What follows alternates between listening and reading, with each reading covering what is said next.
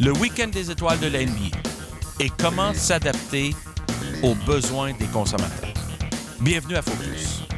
Bonjour, ici Ray Lalonde et voici mon podcast sur le sport et la business. Et c'est parti. Je veux vous parler du week-end des étoiles qui a eu lieu il y a une dizaine de jours pour la NBA à Chicago, une ville avec une tradition, puis une histoire, puis une culture de basket vraiment unique. Honnêtement, là, s'il y a une capitale de basketball de rue, basketball urbain et en banlieue, dans les écoles, dans les collèges, et la présence, évidemment, des Bulls, l'histoire de Michael Jordan et les 6 championnats des Bulls durant les années 90, Chicago, c'est comme un peu la Mecque du basketball aux États-Unis. Ça ressemble à Toronto-Montréal pour le hockey. Et c'est vraiment là que la NBA a voulu se présenter là pour son week-end d'étoiles. Et on ne peut pas dire que le timing n'était pas bon parce qu'il y avait tellement de choses à célébrer à cette occasion-là. D'abord, le fait que, tragiquement, Kobe Bryant et sa fille Gianna sont décédés dans un accident d'hélicoptère. Le 1er janvier dernier, David Stern est décédé des suites d'une courte maladie, un accident cérébral. 2 des géants de l'univers de la NBA ont été célébrés à Chicago il y a une dizaine de jours.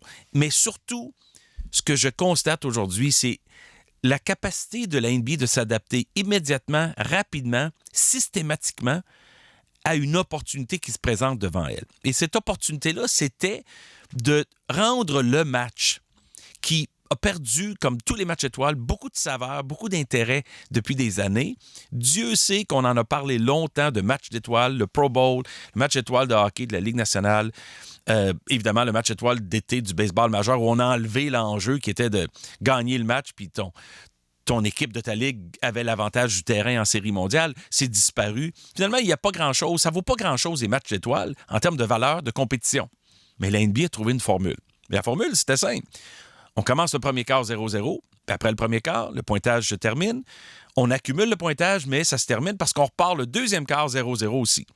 Et à chaque fois que le premier, deuxième et troisième quart se terminait, l'équipe qui l'emportait recevait 100 000 $ pour son œuvre de charité de son choix dans la région de Chicago.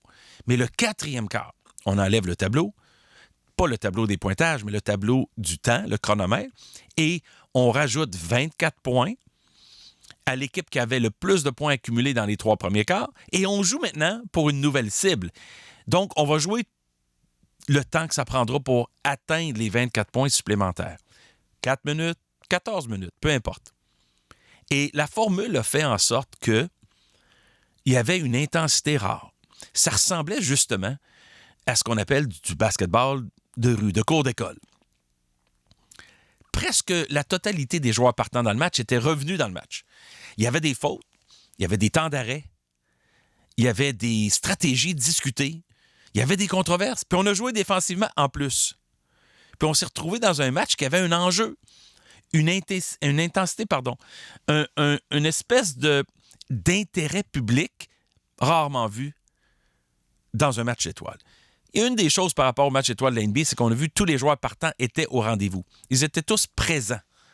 Ils étaient présents parce que c'est un moment de fierté pour eux autres d'être choisis. Ils voulaient être là, présentés à la foule. Et la NBA a fait une grosse job. Puis vous allez me dire que la NBA, il y a des moyens plus faciles. C'est vrai, effectivement, que sur un terrain en surface de plancher, de court, un parquet, c'est plus facile à exécuter certaines promotions que sur une glace de hockey.